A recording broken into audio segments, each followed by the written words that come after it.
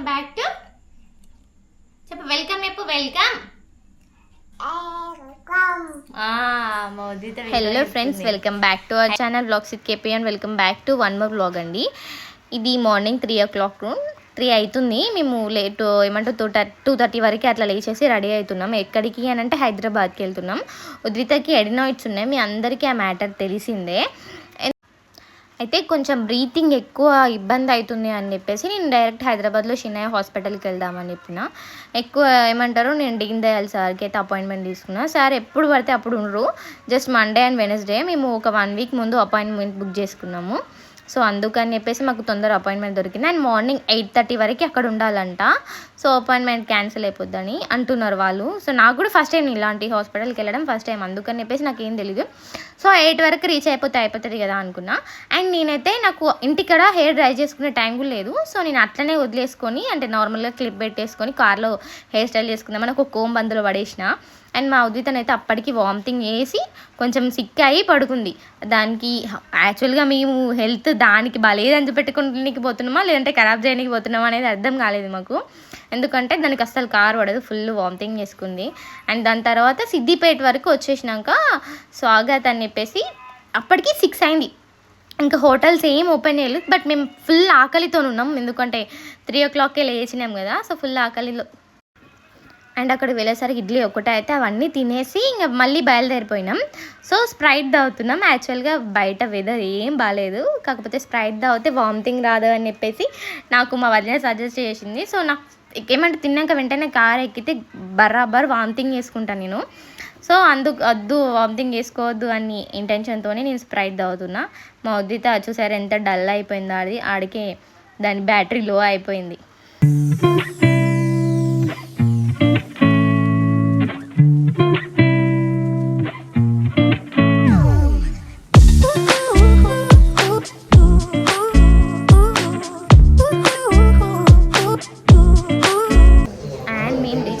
అయితే 8:30 అయింది. అప్పటికి అపాయింట్మెంట్స్ అన్నీ ఏమంటారు క్లోజ్ చేస్తున్న టైం అంట. సో మేము వెళ్ళేసి మేము ఇట్లా బుక్ చేసుకున్నామని చెప్తే అయిపోయింది. మాకు డాక్టర్ ఏమన్నారు అంటే, ఇప్పుడు ఏం కాదు, కొంచెం ఫ్యూచర్లో కూడా ఇట్లనే ఇబ్బంది అయితే తీసేయాల్సింది వస్తుంది కావచ్చు, ఇప్పుడు ఏం అవసరం లేదు అని చెప్పేసి జస్ట్ మెడిసిన్ రాసిండు. సో ఆ మెడిసిన్ ఇప్పుడు కంటిన్యూ చేస్తున్నా. అండ్ ఇదైతే అయిపోయిన తర్వాత నేను అక్కడ హాస్పిటల్లో ఎక్కువ క్లిప్పింగ్స్ చేయలేదు. అండ్ మా ఉద్వితకి ఎక్కడికి పోయినా నేను బ్యాగ్లో ఒక ఏమంటారు 4-5 జతల బట్టలు అట్లా పడేస్తా. ఇక్కడ నుండి ఎన్ని అవుట్ఫిట్స్ చేంజ్ చేసిందో మీరు లెక్క పెట్టి నాకు చెప్పండి. అండ్ అయితే దాని తర్వాత నేను ఉద్విత బర్త్డే వస్తుంది కదా, కొన్ని డ్రెస్సెస్ తీసుకుందామని చెప్పేసి జిఎస్ఎం మాల్కి వెళ్ళినాం. అక్కడ ఫ్రాక్ వాళ్ళలో బట్టలు బాగుంటాయని మా వదిన చెప్తే జిఎస్ఎం మాల్కి వెళ్ళినాం. అండ్ అక్కడ ఏమంటారు పెద్ద పెద్ద ఫ్రాక్స్ ఏం లేవు. అంటే నేను ఎక్స్పెక్ట్ చేసింది బర్త్డేకి మంచి మంచి ఫ్రాక్స్ కావాలని ఎక్స్పెక్ట్ చేసిన, బట్ అలాంటి ఫ్రాక్స్ లేవు. డైలీ వరకు అయితే సూపర్ ఉంటాయి. నేను ఒక 3-4 డ్రెస్సెస్ అట్లా తీసుకున్నా. చాలా అంటే చాలా బాగున్నాయి, మీరు చూడండి.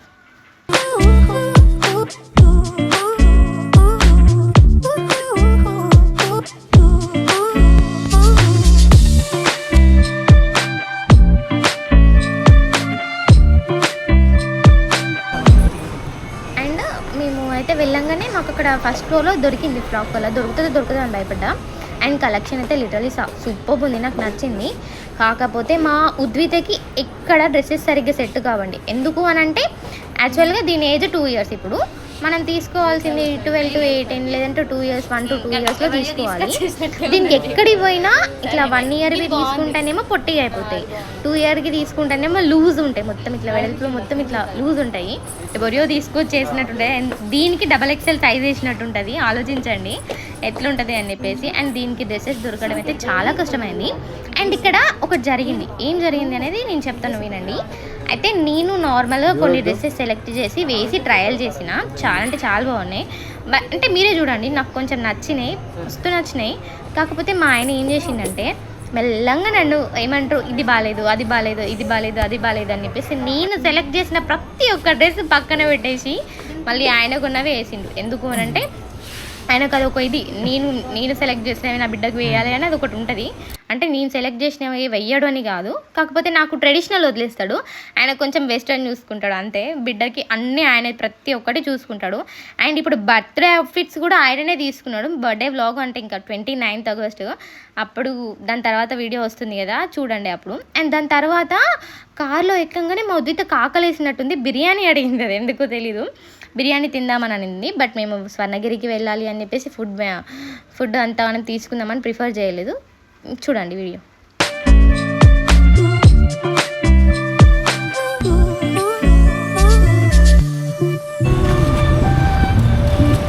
హైదరాబాద్లో ఒకరోజు ఇదే పెట్టాలా టైటిల్. నాకు కలెక్షన్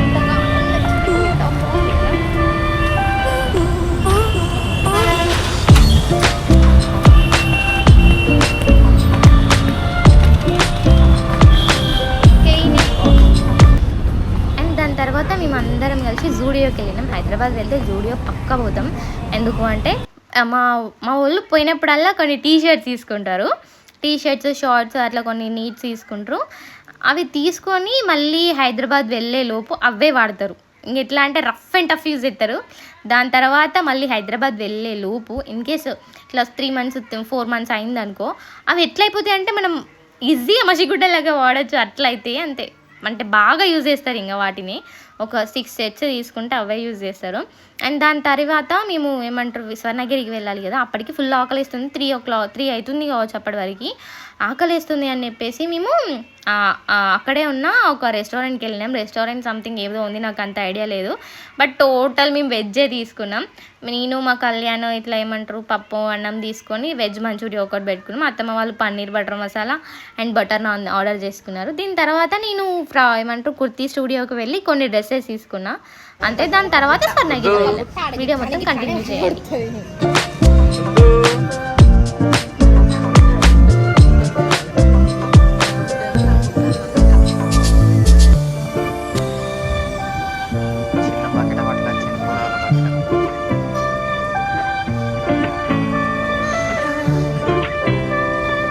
ఆకలి అయితే ఉన్నారా?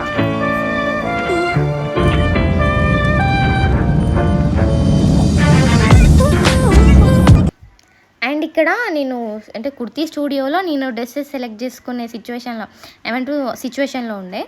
సో నేను ఏమంటారు వీడియో మీద అంత కాన్సన్ట్రేట్ చేయలేదు, వీడియో తీయలేదు అక్కడ. బట్ నేను ఒక 2 డ్రెస్సెస్ అయితే తీసుకున్నా. అవి ముందు వ్లాగ్లో మీకు చెప్తాను నేను ఇక్కడ తీసుకున్నా అని చెప్పేసి. అండ్ ఇక్కడైతే స్వర్ణగిరికి ఎంటర్ అయినాం. లిటరల్లీ ఎంత బాగుందంటే అక్కడ వ్యూ, అంటే చుట్టూ ఏమంటారు ఇట్లా మొత్తం చెట్లు, ఎంత బాగుందంటే మస్తుంది. ఆడ పోతే ఒక మంచి గుడ్ వైబ్ వస్తుందండి, నిజం చెప్తున్నా. నాకైతే చాలా నచ్చింది. అండ్ అక్కడికి నేను ఏమంటారు అనుకోకుండా వెళ్తామా అన్న సిచ్యువేషన్లో ఉండి వెళ్ళినాం. అందుకనే నేను ఆ డ్రెస్ వేసుకున్నా. లేకుంటే స్వర్ణగిరికి వెళ్ళేప్పుడు శారీ కట్టుకుందాం అనుకున్నా. అక్కడే మా రిలేటివ్స్ కూడా ఉన్నారు. అక్కడ నైట్ స్టే చేసి మార్నింగ్ స్వర్ణగిరి చూసుకొని ఇంటికి వద్దాం అనుకున్నాం. కానీ సడన్గా ప్రోగ్రామ్ చేంజ్ అయింది. అందుకు అని చెప్పేసి మేము స్వర్ణగిరికి అయితే వచ్చేసినాం. వీడియో కంటిన్యూ చేయండి.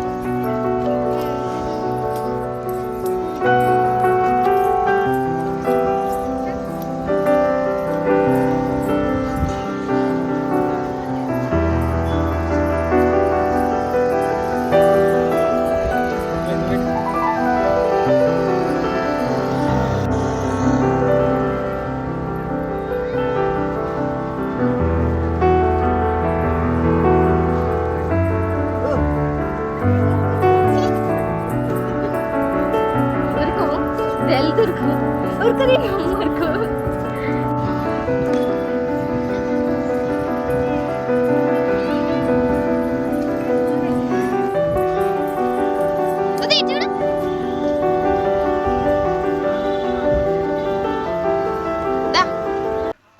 అండ్ ఇక్కడ ఎంట్రీ టికెట్ అయితే special entry ticket per person 50 rupees.